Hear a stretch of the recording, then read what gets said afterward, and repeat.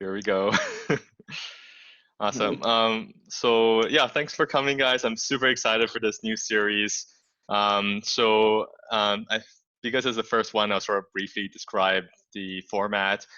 So I've asked everyone to bring a question. So it can be a question for the group that you want to discuss, or like a challenge that you're currently struggling with as part of your own startup journey. So thanks everyone for contributing those.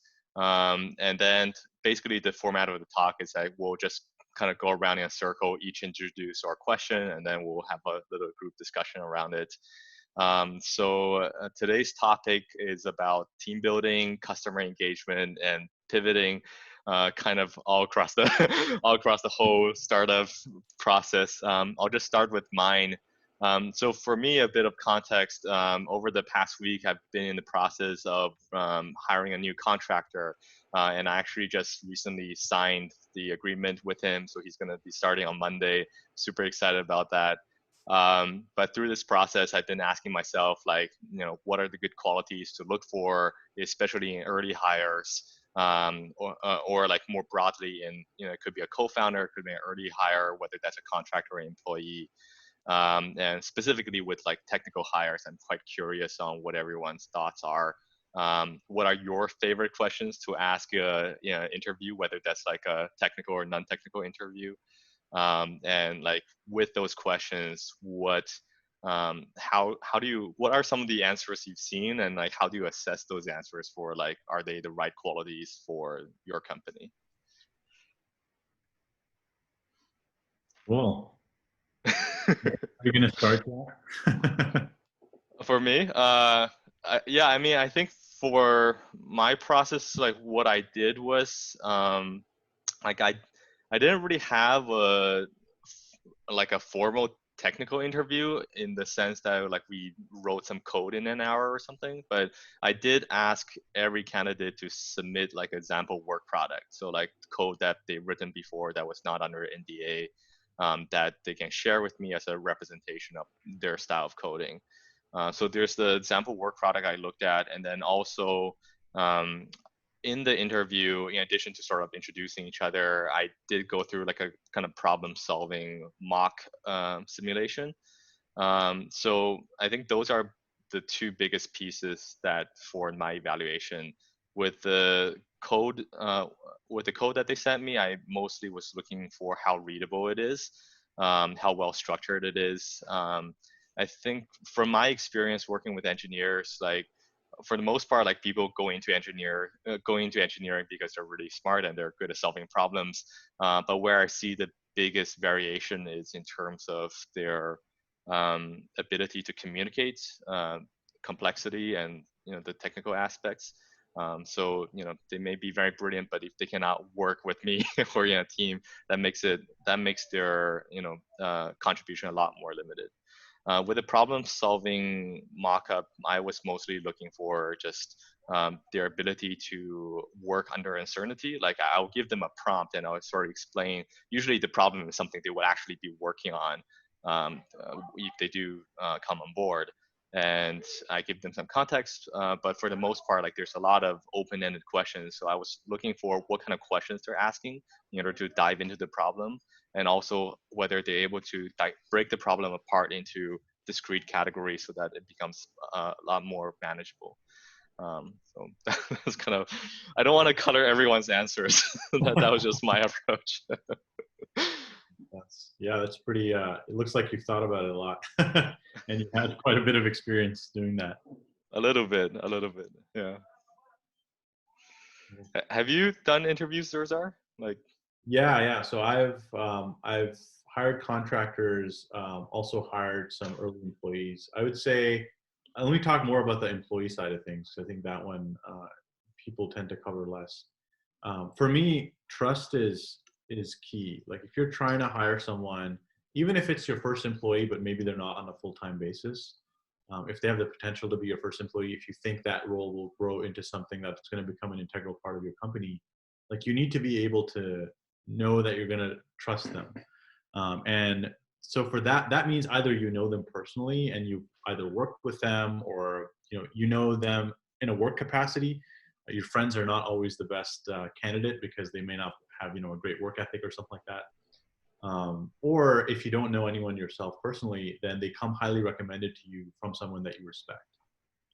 And I've seen this happen where like someone looks really great on paper, or even you review their code and they're great, and they may even just be amazing coders, but because they're so early in a company and maybe they don't understand, or maybe you guys don't get along at a social level, it's a really big risk to take. And then having to then manage that over time, and then hopefully not, but eventually letting them go. All of that process is a huge distraction for your startup. So the number one recommendation I would have is like, get someone you can really trust, and whoever recommends them should also understand what their like work environment is. It can't just be someone that they know that they think is smart. Is it someone they've actually worked with?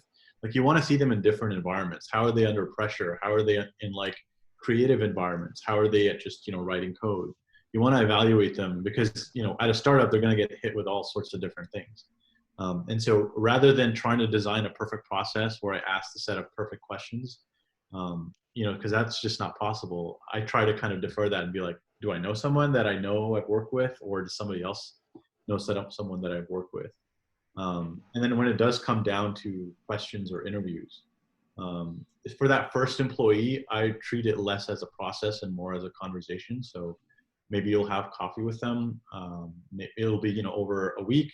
Sometimes you'll reach out to someone and, they're not ready to join you yet, but it's going to be like a process, over a month or two. And it may sound crazy because, you need that code written tomorrow, but it's actually worth it to get to know them and for them to get to know you before kind of jumping in.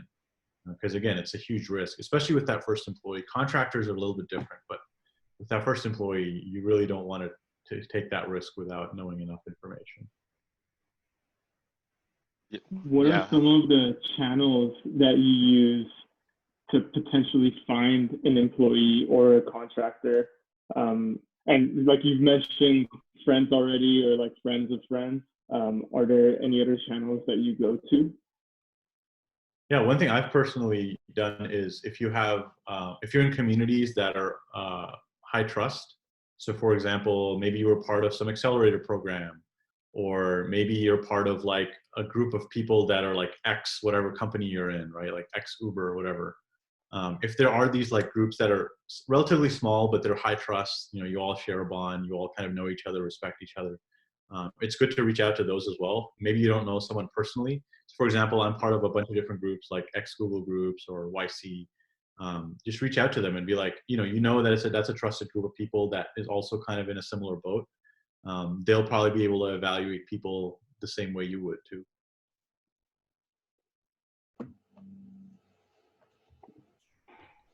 So I think what I'm hearing is that it's really difficult to measure the soft skills and the intangible assets that an employee would be bringing.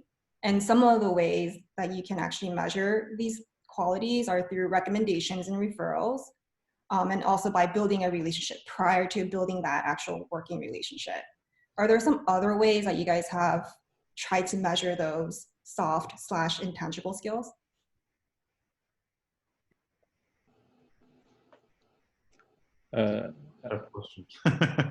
Like some method I found useful was to figure out whether their interest really aligns with what you want to do, like what they really want. People don't.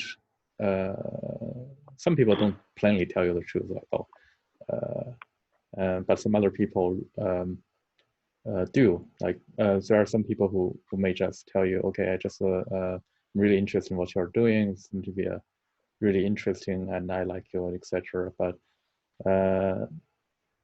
if you sit down and think about what's in it for them, or does it really make sense, or at this stage for them to join this company doing this? Like, is there any evidence to corroborate with what they're saying? Like, things don't match up, and that's actually some red flags that better to be detected early and make a not hiring decision. In terms of like soft skill, I think it's really limited. It's not that easy to figure that out like over the a shorter period of time, like an hour of interview, or if you do like 3-4 interviews. I remember in the early days of this company, I interviewed a lot of people, and I did 2-3 interviews for a lot of them. I probably spend 90% of the time on technical stuff. The rest, not just talking with them. I think most of the time I got it wrong. Yeah, but what really worked in the end was really to let's say, okay, so you have something the company needs right now, seem to be interested in the line. Let's just work for a while, and no red flag. Let's work for a while and see if it works out. Give it a 2 weeks, a month. Tailor a small project that can be reasonably completed, and let them propose the details of the project for the first month, and see if they can finish it, and maybe if they couldn't, why, and whether they can reasonably pivot their project to something that's useful for the company spontaneously. And are they able to extend their projects to something longer by themselves? Makes sense. It sounds like there's like a few tools we can use. One is by reputation through referrals. Another is you can ask them what their intentions are, what their motivations are. And third, you can sample them. You can run a simulation, or you can see their code. You can start by working on a smaller capacity before a bigger capacity. And sounds like there are limitations to all 3 approaches. Yeah, at the end of the day, you're never really going to know. Startup is all about risks anyway, right? Yeah.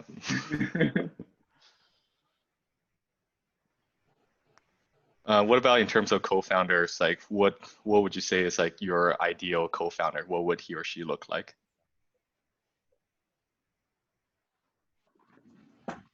Just making sure my co-founder isn't here.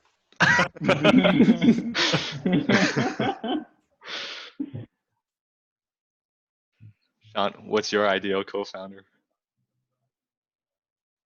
I think an ideal co-founder would definitely share the same passion and vision. So we're coming to the problem from the same place, and then have a very strong action bias. Because I know for me, I tend to overthink things, and I would want someone who's like, no, like, let's go, like, let's do this. So that would be like a good balance between having someone who's like training as an attorney, we're taught to like think about all of the different scenarios, but as a co-founder, as someone who's like the leadership in the company, you want to be able to just complete stuff day to day, and like have someone who just goes down those paths and can get it done. So like operationally, I think someone who's just like on it. That's the key that I would look for. Yeah, I like what Sean is saying, and so I don't have a startup yet. I'm in the very, very early stages, just doing market research. So I haven't hired anyone, don't have a co-founder. But one thing that I did hear from somebody else is that if you want to have a co-founder, you should make sure that your skills are complementary. You don't want any overlap in skills, which I think makes sense, because you don't want 2 people being strong in the exact same ways and then like be weak in the exact same ways. And actually for this particular startup and for this particular founder, they actually ended up splitting ways because there was too much overlap. So I think for me, if I were to have a co-founder on board, I would want to see how we would be complementary, and see if they have anything else that they can bring that I can't bring, which I think is what you're saying, Sean, in some ways. Yeah, interesting thing there is I think you're absolutely right. You need to have complementary skills, but I also think that, and maybe this isn't the advice people give, but there should be some amount of overlap as well. And the reason I say that is because what the startup needs at a particular point of time will change. And if you are, if you're good at sales and the other person is good at engineering, well, you're not going to need sales every single day of every single moment. If you're in the middle of a pivot, you're not really selling a product. Maybe there's, or maybe you've landed, 100 customers because you're a really great sales guy. But now the product is behind. So, you need to be flexible in some way. Obviously, the 100% overlap is terrible. So is 0%. I don't know what the magic number is, but so my co-founder and I both can code. He's a much better coder than I am. But me being able to kind of hop in and help when it's times of like we need to get something shipped has been immensely helpful. And on the other hand, I usually handle the customer conversations, but he's fully capable of having them. He's not as skilled in them as I am, but he can certainly kind of hold his own. And there have been times where I've been really slammed and he's taken a call or two. And it's just been really helpful to have that dynamic. I think if we had completely different skill sets, it would be it'd be kind of frustrating as well. I've seen some teams that have that, and especially if it's a team that hasn't worked together for a while, there's this imbalance of work that ends up happening. So like somebody might be resting on their laurels. Like let's say you're in the middle of a pivot, you have no idea what you're building. The sales guy is out there doing market research and the engineer is kind of just sitting there waiting because they don't know what to build. And then that creates tension as well. So I would say, try to find the right balance between no overlap and 100% overlap. So did you have a prior working relationship with your co-founder? Yeah, I did. So both of us worked together on the same team. We were on different roles. So he was an engineer, I was a product person. But we had that conversation up front to be like, are we both going to code? Are we both going to, do everything? Or is it going to be like a complete split? And I think for me, we just made sense to kind of share the responsibilities and have a leader, of course, for each department, but it's still being flexible. Aaron, earlier you mentioned like different engineers you're interviewing may have had different expressed motivations. I was wondering like which ones you thought, like what particularly were those motivations and which ones you thought were compatible with your company and which ones wasn't? Yeah, I first of all, I couldn't get into too much details because they may be watching. Fair enough. Appreciate the Generally candor. Yeah, I think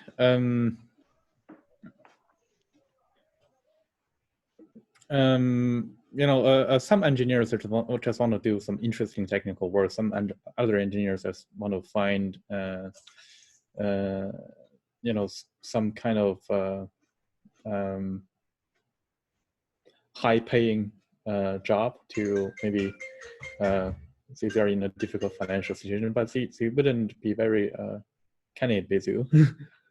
And there are some other engineers who, might be interested in one particular topic or two, like for example, crypto or particular use case of AI, or some other engineers, they are really, really, really good at particular things. They want to find a place where they can use their sort of knowledge and skill to the fullest extent. And I think those that ended up like working out in long term were those who really have really think about the problem, not just the technology, not just okay, this is the kind of AI model I'm going to use in this job. That's always going to be problematic. If they are like they want to solve this problem, they are like they are more open-minded in terms of like playing different kind of roles. Like let's say they start with a backend engineer, but they're open to do some front-end work because that helps solving this problem, and nobody else can do it at this time. These type of engineers can be very helpful, like both in terms of this startup and the startup I've worked at in the past. And like, yeah, those engineers who tend to like stay within their silo very specialist, that kind of each person, it might be a better fit for bigger companies.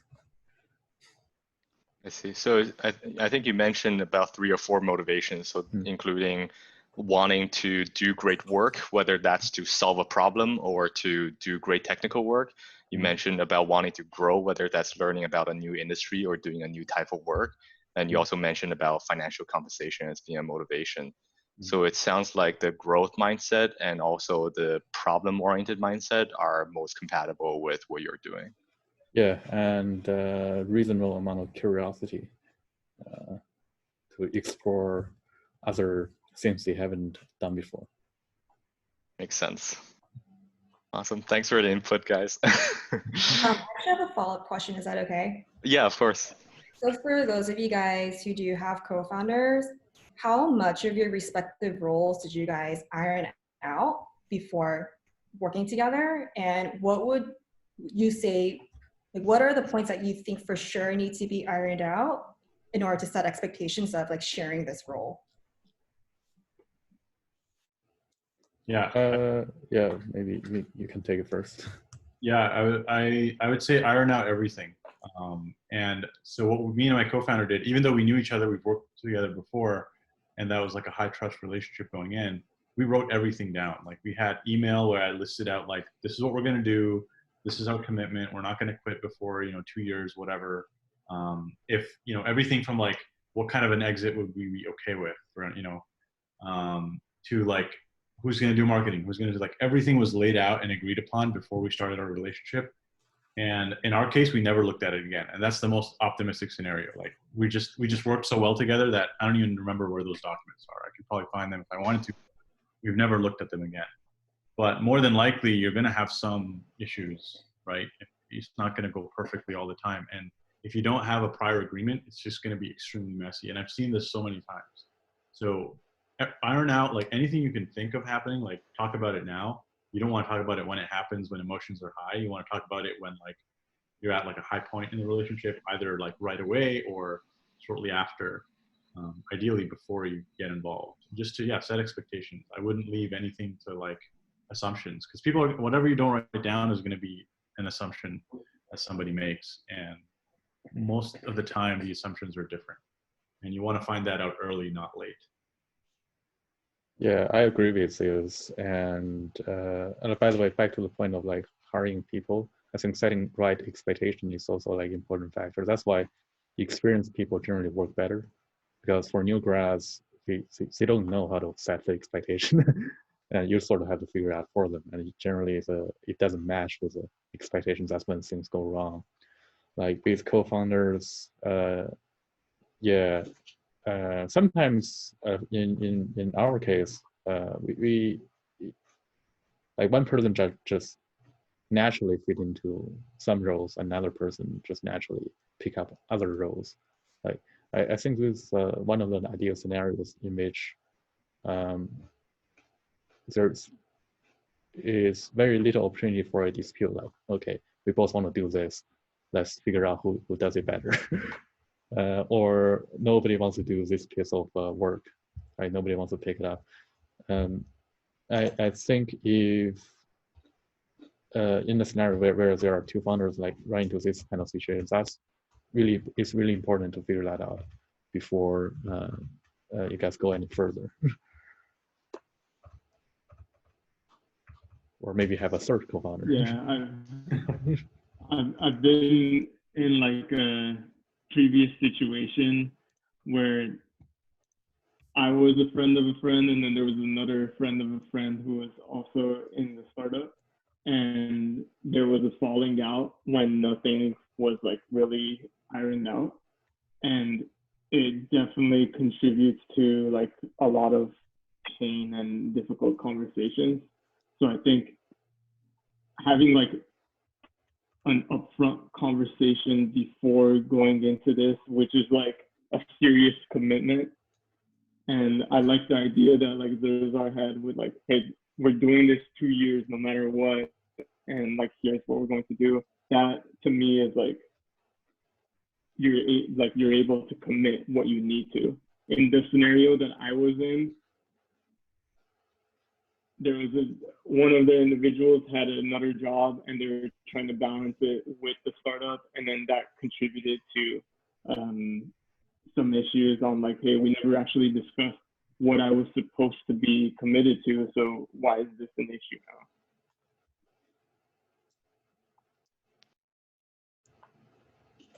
Yeah, makes sense. Yes, we can move on to customer engagement. I thought your question was really good, and do you want to maybe introduce the prompt? Yeah, sure. So again, just to provide a little background, I'm in the very, very early stages of building anything. So currently I'm doing market research. What does that look like for me? I've been distributing these market surveys to potential end users. And so my question is, how do you get people to participate in user studies and user surveys for free and still get really good quality answers? And I'm asking this question because from my experience so far, I thought that once I distributed this survey and I sent it out to like my personal network through social media, like random online communities, I thought I was gonna hit like at least like 50 in 1 week. But over a month, I got 33 participants. And so I'm just like really curious what maybe your experience has been or what your advice is, including what you think realistic expectations are when you are bootstrapping this process.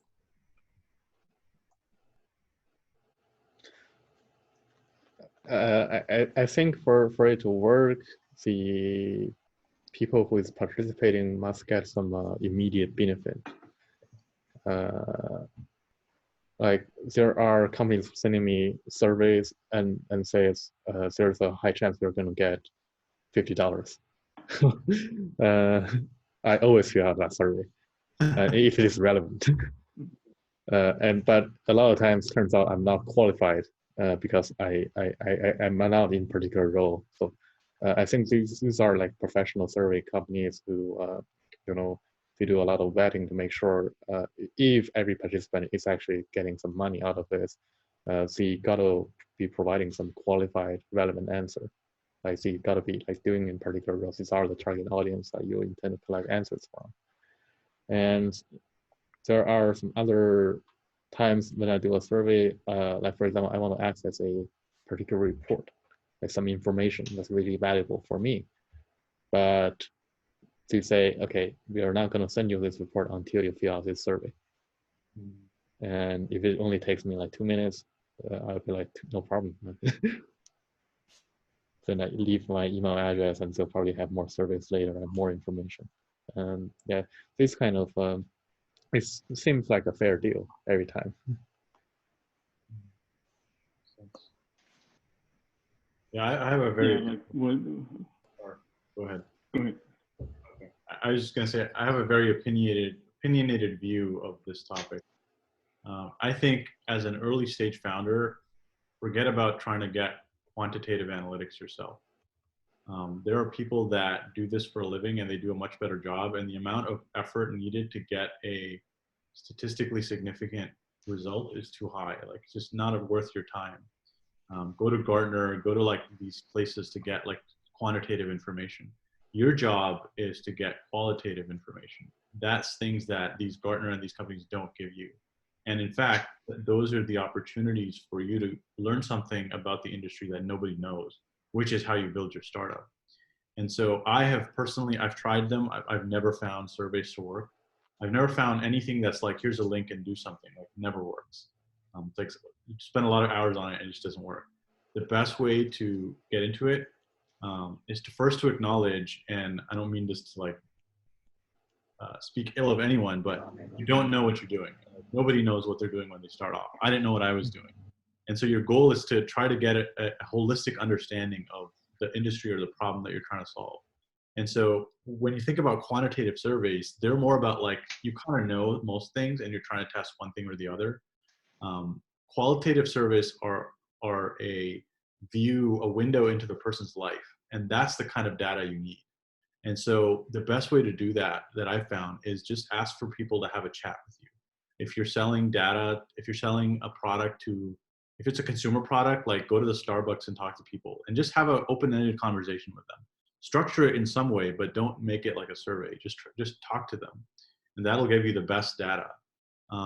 It's harder to do if you're trying to do something very specific, like, I don't know, if you're trying to sell a B2B product to like pharmaceutical companies, like probably not going to have like a coffee with, you know, the CEO of a pharmaceutical company. It gets harder in that sense. And my suggestion there would be, if you have zero context in the pharmaceutical industry, maybe you shouldn't be building that business. So if you're building a business where you should have some idea, whether it's yourself or somebody you know that has that problem. And the first thing I would do is grab coffee with them and just like ask him everything under the sun, you know, like, what do you do when you wake up? Like, even if it's not relevant, you want to get into the mindset of that person. And there you will find opportunities to then figure out, what should I start with? How should I build my product? And even if it's like 5 people, that's good enough. Go build it and see if there's going to be more than 5, rather than trying to get like 100 responses and then being like, oh, 80% of people have this problem. I've never seen that work. Rather, find 5 people that are like desperate for your thing right now and just build it for them. And that's a way better way of finding out whether there's a real market or not. Yeah, that's really helpful advice. So to be clear, my survey was actually trying to gather more qualitative information at this point, but it's really reassuring that you say like just like even like 5 people as your sample size is good enough to just like start building something. Because like I said, I thought in order to have like a really, really good sample size, I had to get like, you know, like at least 100 or something. So I was like, I only have 33. But like now you're telling me if it's just the qualitative stuff that I care about at this point, then like 5's enough, so long as like they're providing really, really good insight. So Right. yeah, so this is actually like really, really encouraging and like gives me a way to kind of now think about like moving forward. So thanks so much for that.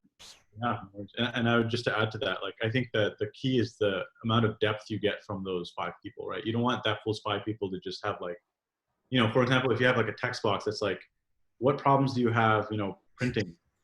Someone might type 1 or 2 sentences. If you have a conversation with them about printing, they can talk for, you know, half an hour about all their problems, and that's way more valuable than, you know, the 1 or 2 sentences you might get otherwise, because you can have probing questions and stuff. So it's like you're going to spend the same amount of time. You're just going to do it with less people, but hopefully richer data. Yeah, I think for me, my takeaway right now is like this is probably a good point for me to now do like have follow-up conversations with people who did provide really good insight into the survey. So that's good. Cool. It's really good. Yeah, let us know how it goes too. Yeah, and to add to that, another good method is providing some consulting services. If they're already paying you to solve a problem, that means it's even better than a survey, right? The stronger validation. Yeah, I think 33 data points is pretty good. Yeah. It's a lot more than what we used to get in most of our surveys. Yeah. Yeah, I agree with Sir. I think you learn 80% of what you need to know in the first 5 conversations you have with people. And initially, you're really trying to understand like the why behind what customers do. And it's less important to sort of figure out the difference between, do 70% of customers share this problem, or do 85% of customers share this problem? Yeah, and I'm already seeing a pretty consistent theme and trend anyway, so maybe that's like answering enough for me to, okay, like it's time to really just like move forward now. So yeah, we'll see. I'll keep you guys updated for sure. Thanks so much. And this kind of leads into Sean's question too about what questions to ask customers. Do you want to introduce that, Sean? Sure. So I think like just going into it, so you're having that conversation or a coffee chat. If you want to know everything about the customer, how do you start it off, and how do you build a relationship with the customer that's going to be for the long term based off of those questions? Because I don't want it to seem like, okay, like, what's your answer to this question? What's your answer to this question? It should be more of a conversation that builds on top of it.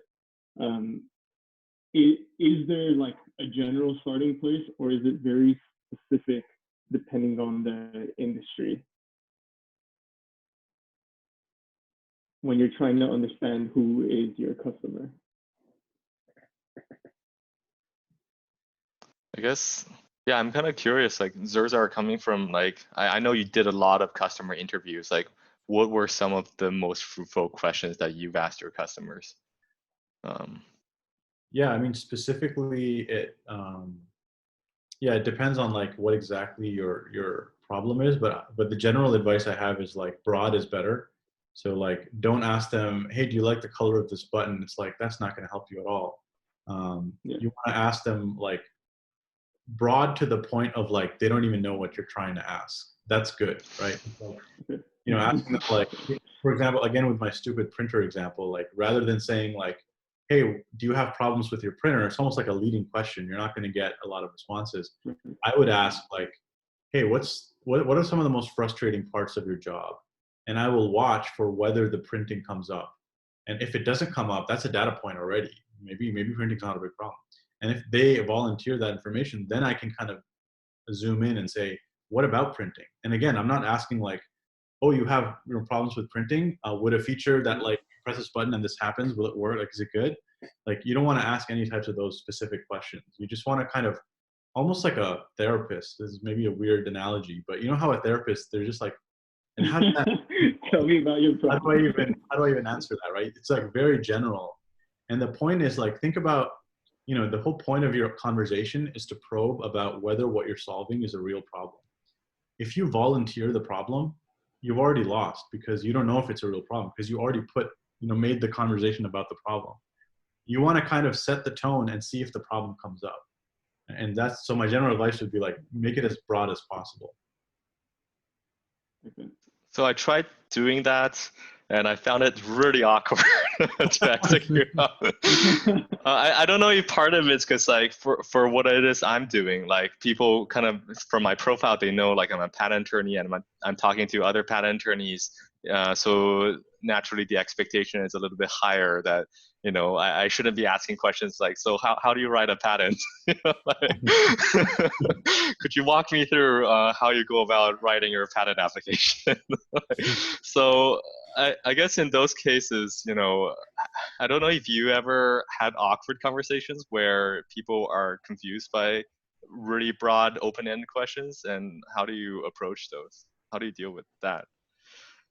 I think it's part of the job. I mean, so I did for our last product, I did like, I don't know, almost 100 interviews, and some of them were just awkward, and you just kind of move on, right? Like, I had very general questions too. Like, I would start by asking people like, where do you waste the most time in your day, like in your work day? And, you know, people would say a bunch of things. Meetings is what I was searching for, and it would come up a lot. But some people would just be like, I don't really waste time at work. And then you're just like, okay, like, I'm sure that's not true, but you just said that, and like, I can't tell you that you're lying, right? It's like, what do I do in that situation? And I don't know, it's like a numbers game. I mean, part of it is like phrasing the questions is an art, and there's a great book called The Mom Test, which I'm sure all of you have read, but if you haven't, pick up that book. It's a great way to like how to phrase questions. So part of it is the phrasing, but part of it is also just accepting the reality that some people are just awkward, and you just need to talk to more people. If you talk to people who are kind of more comfortable having those types of conversations, you'll find they'll go really well. And the same exact questions with someone who's, you know, not as well versed in those types of conversations will give you awkward responses, and then you'll kind of just have to end early and move on. I don't know. Do you find that with like comparing different customers you're talking to, right? Like someone who is more, you know, maybe more junior versus someone who is more senior. Like if you're talking to like a VP of a company and he decided to spend 20 minutes with you, like do you change your questions to be more targeted for those conversations, or do you keep them kind of open-ended? I think that really depends on what you're trying to search for. If the VP is using your product differently, or you think they have a different problem, then yeah, it's got to be a completely different conversation. If it's the exact same thing, like if it's, you know, again, a stupid printer example, everyone's going to print the same way. Maybe the VP has like an EA that prints or something. But if it's the same exact product, same exact problem, I would probably have the same exact conversation. And in fact, that'll actually help you understand if there is a difference. If you're asking the same questions and you're getting different responses from someone who's senior, well, that's another data point for you. Yeah, I wouldn't change the questions unless like the problem itself is different for someone more senior. Yeah, I think that's pretty interesting. I think it's tricky, like when in the situation where you're an industry insider. I think like if you can come in as an outsider, then the expectation is lower, then you can do that. I just don't know, like with me and like say like law firm partners, like, you know, how much bandwidth I can get if I keep asking open-ended questions. And Well, I don't, here's a tip. yeah. Bring someone along that's not a lawyer and be like, hey, can you just be very elaborate? Because this person also needs to, like, they don't know much about the industry. And that way they're not going to make assumptions that like, oh, you're a lawyer, you know how bad patents are. They're actually going to tell you because, and this other person can just be your friend. Like, doesn't have to be anyone in the company. Yeah. Like force them. I find in those situations, they will just stop talking to that person. They'll just talk to me. Maybe I'm doing something wrong in those cases. I need to redirect to talk to them. But then they're like, why aren't you talking to me? You know what I'm talking about. Yeah. I think it's also possible to ask some leading questions. I ask a lot of leading questions, but I don't just ask leading question in one particular category and hope that they give a positive answer, because that's just fooling yourself. So you can ask leading questions for two adjacent features or two adjacent problems that you know, okay, it's within the confinement of the space that you set the scene in, and you measure how they respond differently to these two different problems or two different features. For the first feature, like for example, in our current product, we asked about social proof. We also asked about social listening. We also asked about reviews or feedback aggregation. And the potential customer could be really excited about feedback aggregation. But when I bring up the topic about social listening, they'll be like, oh yeah, that's useful. Yeah, would be pretty interesting. And that's a very negative signal compared to the enthusiasm they showed for feedback aggregation analysis. Same in social proof. If they don't understand certain concept, you can explain a little bit and see how they react. Or is it really a problem with social proof, or is it a problem with like conversions, or they just have no idea what their visitors are or customers are doing? Like there are like customers at different levels. They have different background knowledge. I think there got to be some nuanced, methodical ways of getting getting and measuring the response that we get. Like when I talk to people with PhD backgrounds, like you just say conversion. Oh, we optimize conversion. We do optimization. They get pretty excited. You say the same thing to when you interview customers who just with less quantitative backgrounds. You just have no idea what you're talking about. So you'll be like, why do I want it? Why do I want it? And they care about different things. And yeah, it's a lot of times we prepare different categories of questions beforehand, and just be flexible when we interact with the customer. Yeah, it's really very much an art. Yeah. Gotta forge your own path. Yeah.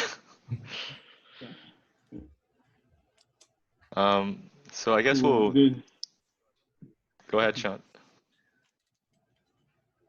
No, go ahead, John. Oh, yeah. So I think Zerzar, you wanted to discuss about pivoting. I thought it was a really great question. Knowing when to pivot and how strongly to pivot, and like how do you develop a falsifiable hypothesis to make that kind of decision? Did you want to chat a bit about the context behind that question, Zerzar? Yeah, I think this is one of the age-old questions that every entrepreneur has at some point in their life, which is like, I'm really passionate about this problem, and you need to have that like almost infallible belief. But at the same time, you don't want to spend 10 years of your life solving something that nobody cares about.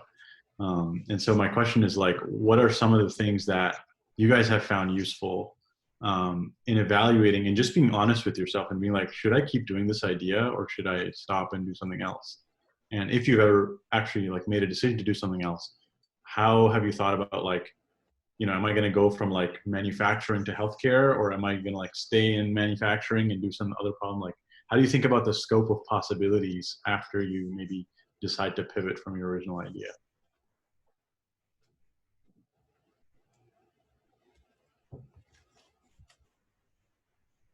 No I think pivot. it's difficult. So, in law school, I was working with friends on a teledentistry startup, and our pivot involved how focused we were going to be within a single market. So we weren't pivoting.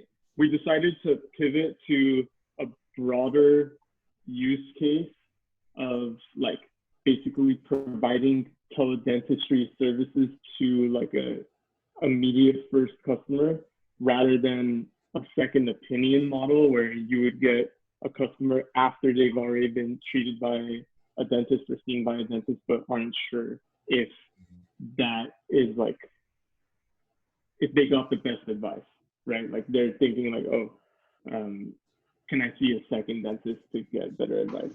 Anyway, so for us, the conversation was around, do we want to be solving a very specific issue for a smaller set of customers, or do we want to go after a bigger market and see if like legal regulations change around dentistry? So ultimately, like for us, it was basically just stay within the market that we have information in already, but decide on the scope. And like either way, we were getting good feedback, but the issue still was like, would investors find it as like a good idea to fund? And those were the conversations we were having on like, is this actually viable, long term? And how did you make that first decision that you did need to pivot? Like, when did you realize that like, oh, we need to rethink parts of the assumptions we had before? What caused that questioning? Yeah, so we were going through the iLab Venture Incubation Program, and at the end of that program, you're doing like a pitch for investors. So I think during the 10 weeks, we had conversations with like other teams and like the size of the problem they were solving, and then we were looking at the size of our problem, being like, are we going to try and like grow this market that exists, or should we just go like broad and then like adjust? So I think we were like, well, it seems like the companies that have a broader problem are getting more traction. And for us, it was important to like go after something bigger, and then we adjusted. Cool.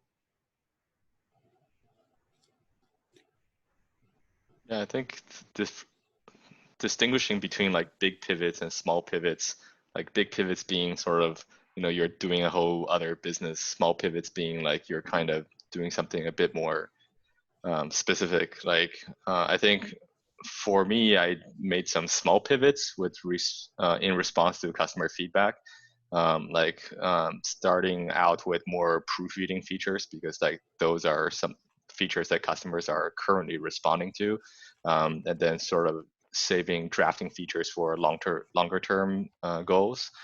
And I think also like in response to like how law firms actually adopt software, kind of pivoting, thinking about not so much like getting out of the Word plugin environment, like still have the Word plugin, but also introduce like a web application platform to encourage faster adoption rather than requiring the software to be installed in the firm's internal systems. So those aren't really pivots in the usual sense of building startups. I think with respect to like the bigger pivots, I wouldn't really think about making those pivots unless there were some like fundamental shifts in the industry. Like if for some reason like the patent industry, like if there was a new law passed that substantially reduced the amount of patents being filed, then maybe this is not the right market to be in if it just suddenly shrank by 10x. But I know, Aaron, you made a pivot from like a more blockchain oriented application to a more general purpose marketing oriented application. Maybe you can talk a bit about your thought process through that. We made a couple pivots, including from consumer to business, and including from e-commerce to blockchains, and back to a broader set of, including e-commerce, like B2C companies. We, I guess each time there's some learning experience, and I think there are two important factors when we make this kind of decision. One is the market. Is the marketing going in a way such that we can reasonably reach the next milestone? And what are the risks associated with that? For blockchain, it changed a lot, and because of that, we were very uncertain for a period of time. That also has something to do with our lack of understanding of how customers really want, how they operate. And I guess initially we also got the wrong set of audience. Like a lot of people who were really interested in what we were doing early on was traders, which we had no idea how to serve, and aren't that really passionate about trading ourselves, so it doesn't work out. We with e-commerce, like from a shift from to consumer to business, that's another thing. So there are things we severely underestimated. Like it's very hard, like in general, to predict consumer behavior. Like either they like it's not like either they like your product or they don't like your product, or your product provides some value and people are going to use it. A lot of times it doesn't work this way. It requires your product has some viral property in it. It requires frequent interaction between your product and the consumers themselves. And early on, we didn't have this kind of insights when we were building some consumer-oriented product, and that's why we screwed up. And we when we decided to pivot, we look at what we have right now. How do we reach the next milestone? And how do we think the market is going to respond? And each time it takes less amount of time for us to validate the assumption. We just are getting better and better. One is to validate the product, and faster to build an MVP. Like in the for the current product we are doing, the initial validation stage when building an MVP took us like 2 weeks to build it, have someone paying for it, and have at least 10 customers in line waiting to talk to us. And then we figured, okay, this product is not competitive because of this and that reason. Let's do a bigger set. Let's reposition it. So we are getting better at this process in terms of like first making sure the general direction is right. Then let's do some micro adjustments, sort of like machine learning, human learning.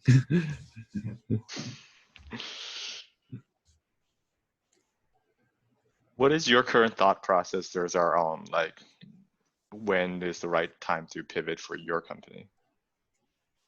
Yeah, I mean, we kind of did based on the whole coronavirus thing. So, I mean, our company was focused on physical meeting rooms, and when everyone started working from home, that was a pretty big shock to the demand for our product. And so that was a very obvious indicator that we should pivot. At the same time, we knew that the product is useful and it's going to be useful in the future. It's just not useful at the moment. And so that was a weird situation because we had so much demand prior to coronavirus. We didn't want to just give up and be like, oh, coronavirus, let's do something else. Let's build a printer business. And so we then decided like, what is something we can do that's related, either in terms of the technology. So our technology was about resource optimization. Can we apply that optimization to other industries? That way the core technology, the core value we're providing is the same. Or do we pivot on the product, but not the market? So is there other productivity issues that are happening within the corporate meeting, corporate communication space? And the image that comes in my head is like, if you think about a pivot, like, I don't know if you guys watch basketball, but a pivot is like you keep one foot in the same place. That's what a pivot is. You don't like jump somewhere else. And so that's the way we were thinking about it. It's like, what stays constant and what changes? And if nothing stays constant, that's probably a bad idea, because we came into this business for some reason, right? Either we loved the market or we had some insight, and it would be weird to abandon all of that and do something completely different unless we somehow developed the passion for it while doing what we were doing. And so that was kind of the indicator for us that, hey, we need to pivot, and kind of how we were thinking about what to do. And then after that, it was just like experiments. So we ran a bunch of experiments, and now we're chasing the ones that were most promising. So you made a product pivot then. The customer stayed the same and the product changed. Yeah, I mean, initially we tried both, right? We ran some experiments. We had some conversations with people from healthcare, from real estate, education, and we were like, hey, we have this product and you have resources, whether that's hospital beds or workplace rooms for apartment buildings or tutors in terms of education, and tried to apply the same thing. And then we got, in some cases we got paying customers, in other cases we didn't get anything. And then we also made a product pivot of like, okay, after coronavirus is over, what are people going to need in terms of software to manage their offices? Because their offices are going to look very different. And so we kind of did all of those in parallel. And we're chasing whatever opportunity seems to be most promising based on customer feedback. What's your current hypothesis right now?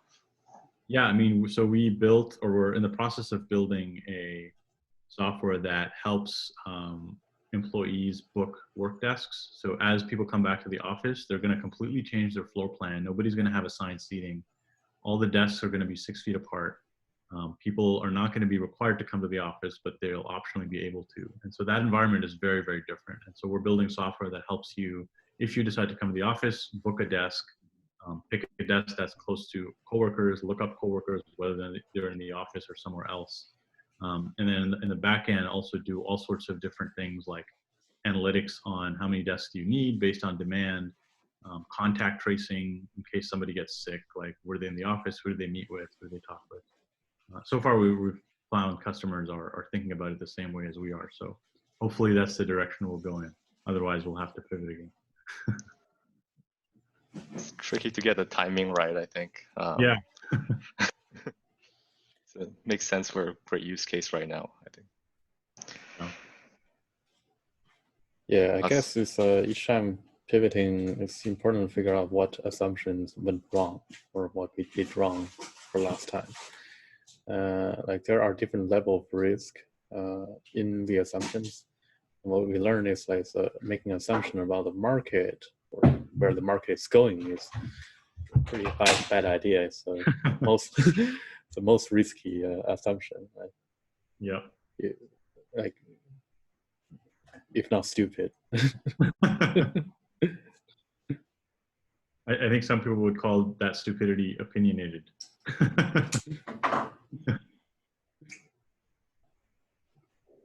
Yeah, I think in response to your broad question on when to pivot, I was just thinking it makes sense to set up a falsifiable hypothesis up front. And I haven't been doing a good job of this myself, but to set up criteria up front on when's the right time to call it, right? I think you mentioned time as being one criteria. We're gonna do this 2 years. After 2 years, we'll reevaluate. And that's kind of how I've thought about it too. But I wonder if it could be more empirically driven.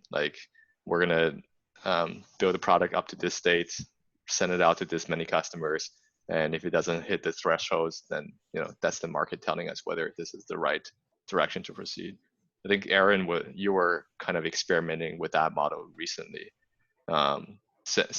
releasing an MVP in 2 weeks and then seeing how people responded, and if you can hit a certain threshold, then you'll continue down this line or not. Yeah. After I think we what's currently working right now is we build, say, something presentable, something that you can evaluate upon. I remember in our first version, it's just a widget and a website in plain HTML.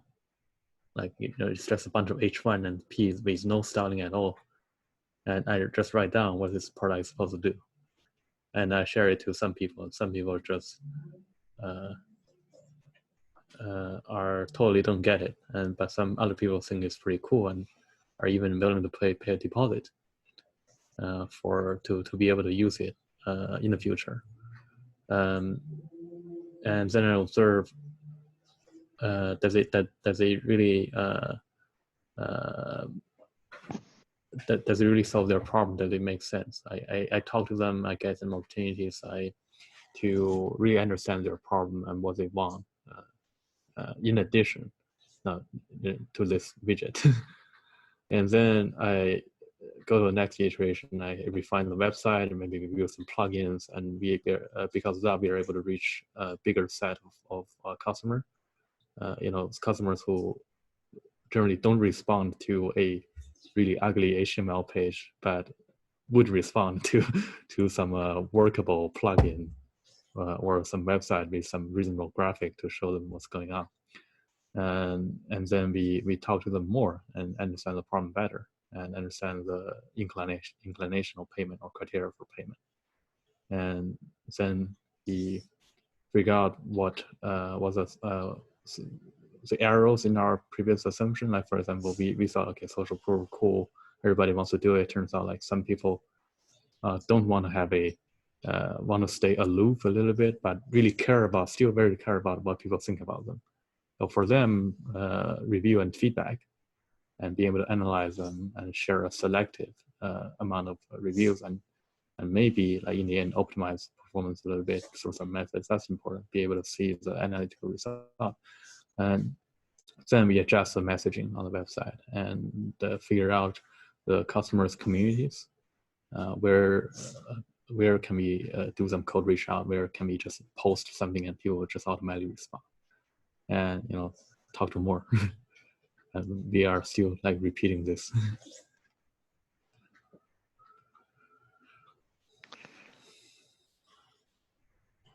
Awesome. Cool. Well, yeah, thanks for coming, everyone. I think we'll end it there, and we'll make this like, what makes more sense to you guys, like a weekly thing or a bi-weekly thing? What would fit better with your schedule? I think bi-weekly would make more sense. More content to talk about, more updates. Yeah. Yeah, bi-weekly, I think if we can set up a central theme for each time, like, for example, we can talk about girls or talk about a particular topic more in depth. That's good. Yeah, so a different central topic that we can ask questions about. Yeah, I think so. Today we cover like team building, customer engagement, and pivoting. That's kind of a little too spread out, I think. Maybe next time we'll just focus on one of these three aspects and we'll dive in a little bit deeper. Mm-hmm. Yeah, makes sense. Cool.